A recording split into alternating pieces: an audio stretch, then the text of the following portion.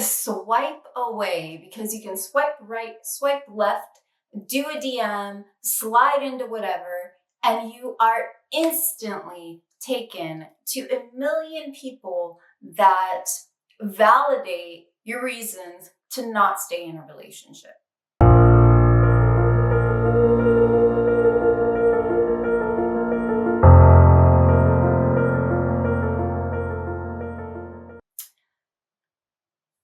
I put a post up on my Facebook and I asked, what was the number one reason you think relationships fail? Like, why do they fail so much?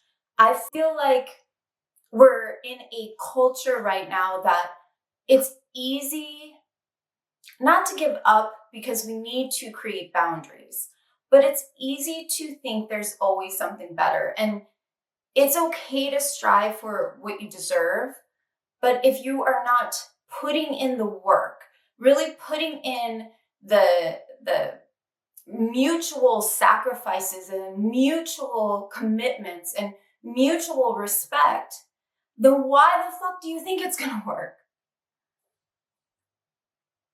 The number one reason I got was because of communication and social media. So those two were intertwined, and I feel that they both represent the same thing. They represent the fact that we are not talking to each other.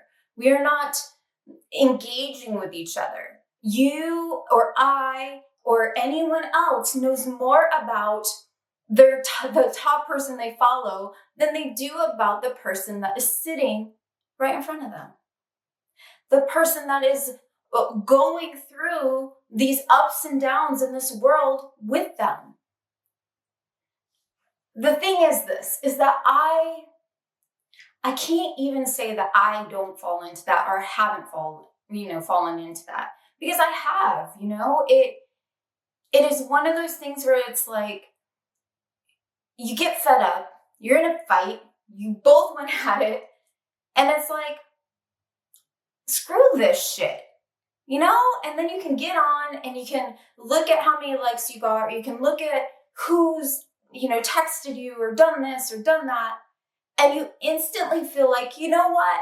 I deserve better than this argument and this person and what is going on in my life. The thing is that if there's a lack of communication and you are unable to express how you're feeling, when you're upset, you cannot give that to that person, then yes, you're better than that. Get the fuck out. But if you are not doing that because you have this safety net of a million people you swiped on, or tons of DMs, or you're playing A, B, C, D, E, F, G, let's be real, then you are not 100% invested in trying to make it work. You aren't. It's impossible, even if it's in your subconscious mind. We are stepping into relationships, and I'm talking about serious relationships now, with one foot out always. And until we decide to put both shoes on and both feet in, then why are we expecting a miraculous love story? Social media is a great tool because I'm sitting here talking to you on it, so thank you. Click the bell if you want to hear more. It is a great tool, and I am in love with it to a point.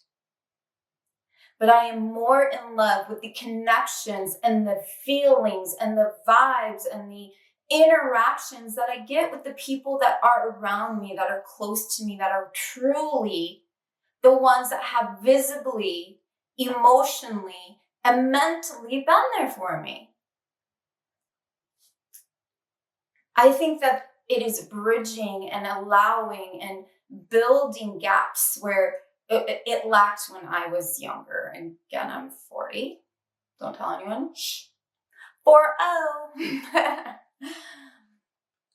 But it is not, when I was younger, it's like you got in a relationship, you didn't have 5 million people knocking at your door because they had access to you.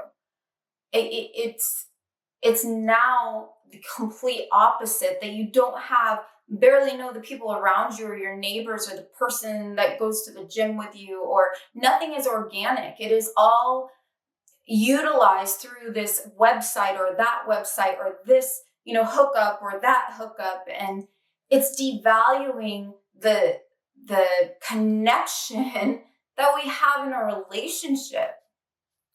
I'm not saying, that you can't find someone who's amazing online, because 90% of the people, that's where you're going to meet them. But when you find them, you need to continuously remember why that person is amazing, because the filters and the extravagant time people are having and the laughing that they're all showing is their most amazing moments. And if we could all live in our fucking most amazing moments, don't you think we would? It's not possible, because we are living a life full of a journey that is lessons of growth. And there are going to be times that we are not laughing and joyful. And there are going to be times when we're super joyful. Every emotion we feel is a connection to us and a connection to the world around us.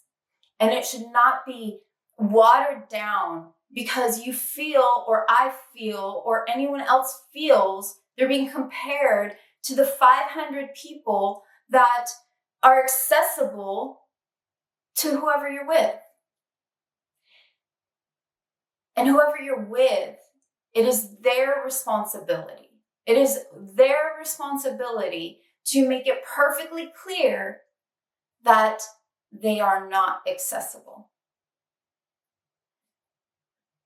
The social media turn is such a benefit for so many reasons, but it is giving excuses to give up on real connections.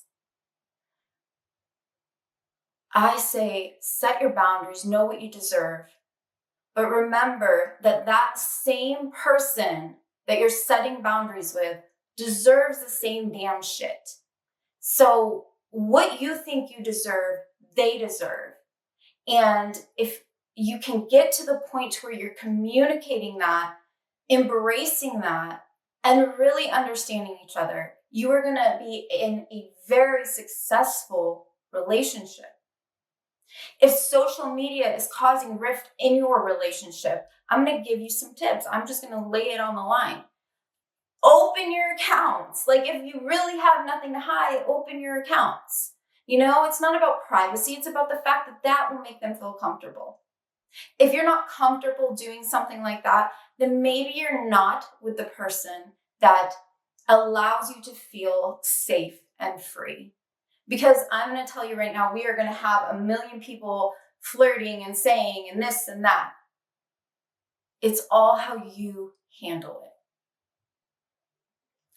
Do not let this digital world completely erase relationships that have been there since day one.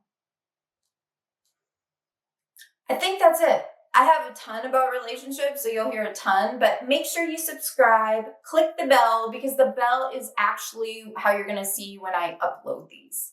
So stop swiping. Look at what's in front of you.